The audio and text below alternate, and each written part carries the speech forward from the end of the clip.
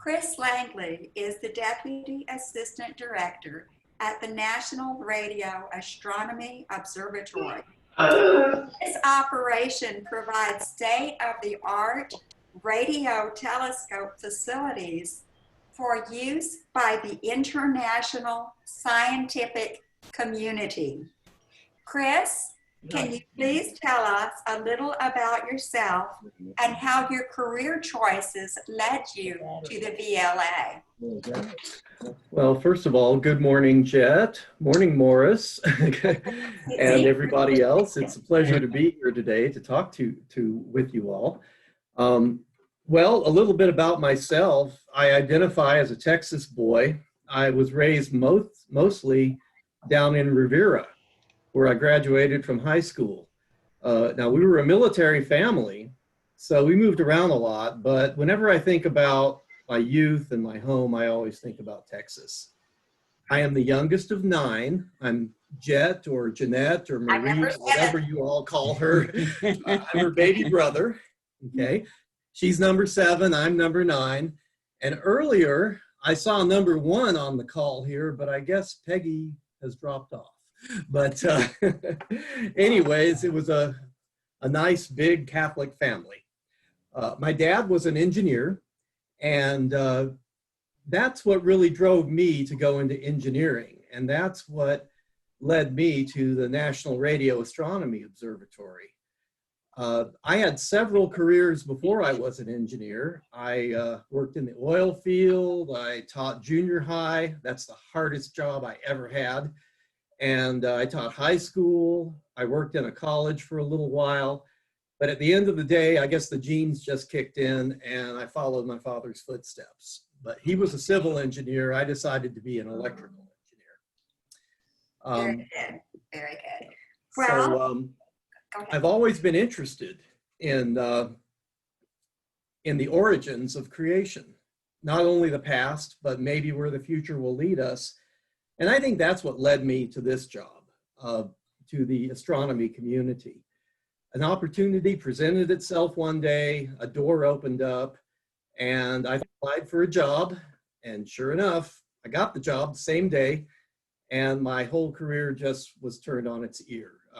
It became totally different. I was 40 years old when that happened, and I've never looked back. I've been doing it for 20 years. Very good. Were you teaching at New Mexico Tech when that happened? Yes. Yes, okay.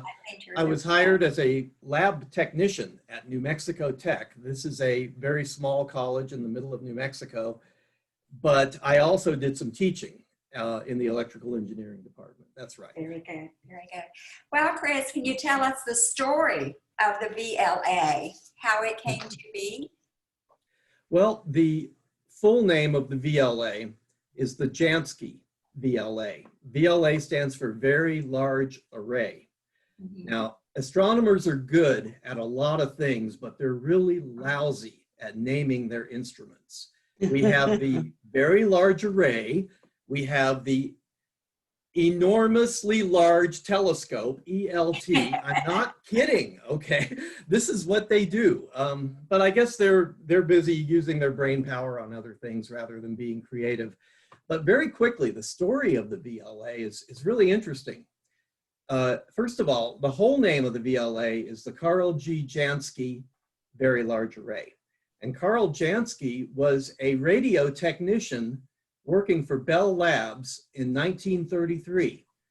And he was out in the field trying to figure out why there was static on the telephone lines. And it only showed up at about the same time every day, let's say right after lunch, about 1 o'clock. So he took some instruments out and he was trying to find the source of the static, and he couldn't figure out where it was coming from. It came from up there, you know. And the next day he went out and he noticed the source seemed to move just a tiny little bit. And then maybe a week later, he went out again and the source moved a little bit more in the sky. And so he got to thinking, wait a minute, maybe this isn't coming from Earth. Maybe this is coming from somewhere outside of Earth. Maybe it's extraterrestrial. And sure enough, after a lot of study, what he discovered was that he was picking up radio waves, what we call radio waves, and I'll explain those a little bit more later, from the center of our galaxy, from the black hole in the center of our galaxy. Wow. And so radio astronomy was born. He went to his boss and said, you know, I think I'm onto something here. I would like to build instruments that are specifically tuned to see what's out there. And the rest is history. Radio astronomy became pretty big, and now we have the very large array in the middle of New Mexico. Yes. Wow. How many telescopes are there at the VLA? Well, technically there's 28, but we only have 27 working at one time. The 28th is always cycled into our maintenance facility to be overhauled about every 2.5 years. So there's always 27 working, but one is always pulled out to do maintenance. Okay, so are all 27 or all 28 located in one spot? Yes, pretty much. Let me back up just a second. We use 27 telescopes together, aiming at the same thing in space, so that we can gather more information from that object. It may be a planet, it may be a nova, it may be a black hole, it could be anything. And we can move these telescopes around. Sometimes they're really close together. All 27 are within half a mile of each other. And sometimes they're really far apart. We move them to where they're about 23 miles apart. Oh my So goodness. it just depends on what it is we're interested in looking at. So it sounds like the VLA is on a very large piece of property then, if you have space to move the antennas that far apart. That's right. The federal government actually owns the inner square mile. We can pretty much do whatever we want in there, but the rest of the space we use is actually local ranch land, and the ranchers have given us easements to run our railroad track, which is what the antennas are moved on their property. And what they get in return is we set up roads and we maintain the roads, and we do some weed control. So it's kind of a quid pro quo. Yes, they get some infrastructure for their property then. Very good, very good. Are all of these antennas identical to each other? You said they all focus on the same spot at the same time. So, Yeah, they're identical. I mean, I know where the bodies are buried, so I know the ones are a little bit different, you know, but really for the most part, they're all the same. Yeah. very good. And what have you discovered with these radio telescopes? Well, there's been lots of things. Most recently, we've been discovering exoplanets. Exoplanets are planets that are outside of our solar system. I remember about 10 years ago, we were all real excited because we had a handful of planets that we found outside the solar system. And now that number is about 5,000, maybe even more. So we look at a lot of planets out there. We look at supernova, we look at exploding stars, we look at black holes, we look at galaxies. We look at pretty much anything that we can find out there. And it's only one subject at a time, correct? You can't be looking for a black hole and more exoplanets at the same time, can you? Well, technically, yes, you can. We can actually divide the 27 antennas into what we call subarrays. Maybe 10 will be looking one way and 17 will be looking another way or something like that. But really, for the most part, all 27 are looking at the same object, because the more antennas we have looking at an object, the more we can focus in and have a clearer picture. So you get a more concentrated beam, I guess, by linking the antennas together then? That is exactly the right word. It's a beam. It's kind of like a light beam, only the frequencies are traveling at a different speed, but that's exactly what it is. Yes. The wavelength, very good.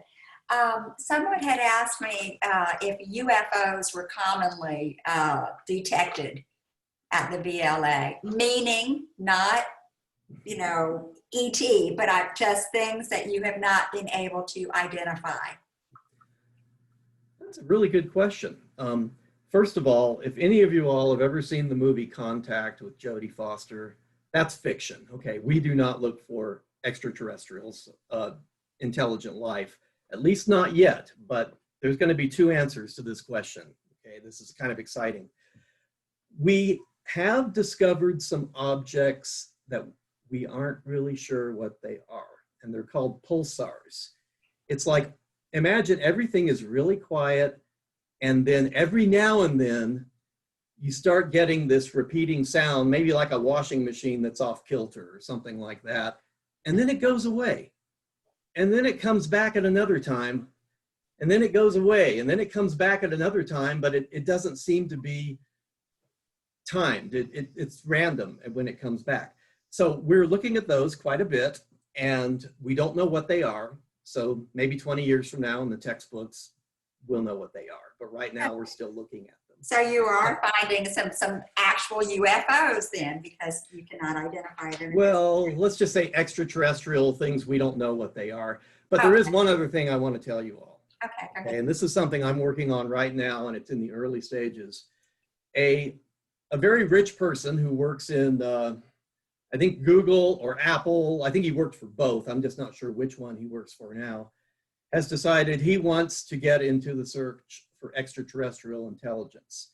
And so he's going to give us a lot of money, and we are going to simultaneously, while we're looking at our stars and our planets and our galaxies, we're going to be listening for other things as well at the same time. So this project is just now starting up. I'm the chief engineer on it. And I imagine in a couple of years, we will probably be ready to start listening for ET. Now, we don't normally do this. I just want you to know, but yes. Why not, right? Why not? Chris, you just mentioned that you do have a private donor who will be sponsoring that project. Other than this private donor, how is the VLA funded? The VLA is funded by y'all. It is a tax-funded organization. It's money that comes down from the government to the National Science Foundation. So we are pure science. So your tax dollars at work. So it's only the American taxpayers then? I understood the VLA had an international presence. The VLA itself is mostly American money. Now, we did an upgrade about 10 years ago, the expanded VLA, and we did have some foreign donors. We needed a new supercomputer, so our friends in Canada designed and delivered a $20 million supercomputer to replace our old one. So that was one. And the Mexican government was also interested in just keeping a finger on radio astronomy, so they gave us $2 million. That whole project was close to $100 million though. So really you can see where most of the money came from. We do have other projects. I worked 9 years on an array down in Chile in South America, where it was a $2 billion project to build a new set of antennas. And that was probably 45% funded by the United States. And is that an array that is functioning today? Oh yeah, no, it's been functioning for quite a while now, and the best pictures we see of exoplanets come from the Atacama Large Millimeter Array. Very good, from down in Chile.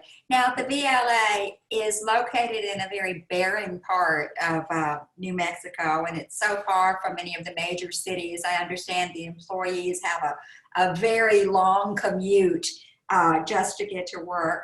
Why was such a desolate location selected for this array? Okay, well, first of all, you all have probably heard of light pollution.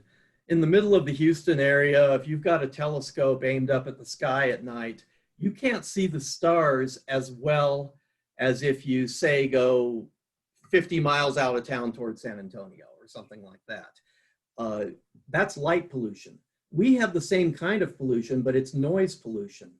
And so we don't want to be in a city where we have Bluetooth and Sirius XFM and Dish Network and all these things broadcast through the air that will actually spoil the soup. that will take away from what we can actually detect. So we put it out in the middle of nowhere. Another thing we do is we like it to be at a high elevation. The VLA is at 7,000 feet. And the reason for that is there's less water in the atmosphere that can also interfere with radio signals coming to the planet. And as an aside, down in Chile, that location is brutal. That is at 16,500 feet. And the first time I went up to that location, I took 3 steps and had to sit down and get the oxygen bottle. Major altitude problems there. Yep. Okay, what are the future plans of the VLA? Are there any plans for expansion? There are no plans for expansion, but there are plans for replacement. I'm working on another project called the Next Generation VLA, NGVLA. Yeah, we're a bunch of Star Trek fans, okay? And it's designed to replace the VLA because the VLA will be almost 50 years old coming up in this decade. And it's just time to replace it. So these antennas will not only be centered in the middle of New Mexico, but they will be scattered around much of the Southwest, including Texas. We plan to put several in the Fort Davis area, maybe even down as far as San Marcos and in those areas. Wow. So there are plans for the future. We've all witnessed how technology has shrunk the size of a lot of things we use on a regular basis, such as cell phones and calculators and computers and solar panels and all kinds of stuff have gotten smaller and smaller. Is it likely that with advanced technology, your antennas will become smaller also? The antennas will become a little bit smaller because the smoother we make the dish, the less size it has to be. But for the most part, the antennas are going to remain the same size. What has become smaller are the electronics. And for example, when we did the expansion project for the VLA 10 years ago, we replaced all the electronics in the antennas and in the control building, and it basically gave us a building's worth of space because everything was so much smaller, we didn't need that space anymore for the old electronics. And by the way, what is the diameter of these antennas? The diameter of each dish is about 28 meters, so about 30 feet. Okay, but that's still a pretty good size. It wouldn't fit in my place. I read that the VLBA has dishes in New Mexico also. Are they under this same NRAO umbrella, or are they linked to the Very Large Array? Yes.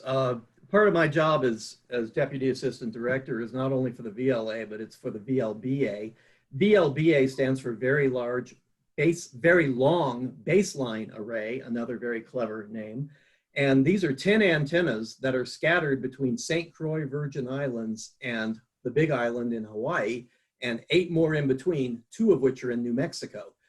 It is all part of NRAO. We don't work with the VLA antennas very much, but sometimes there's an object out in space that is so compelling, we train all 27 VLA antennas and all 10 VLBA antennas on the same object at the same time.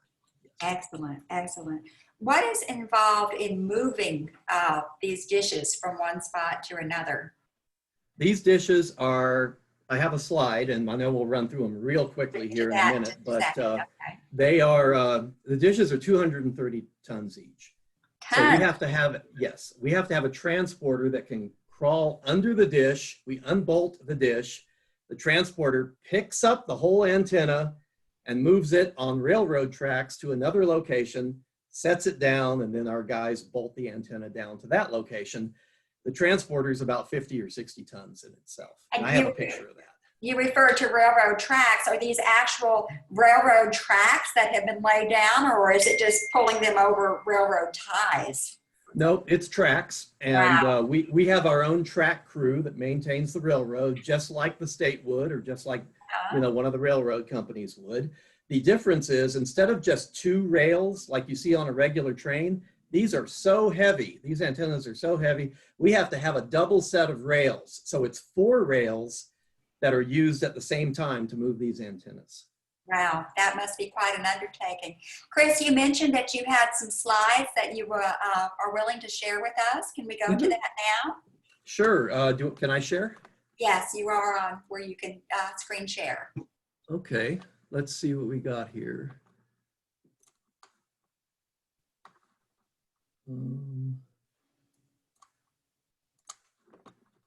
Can you see that or not yet?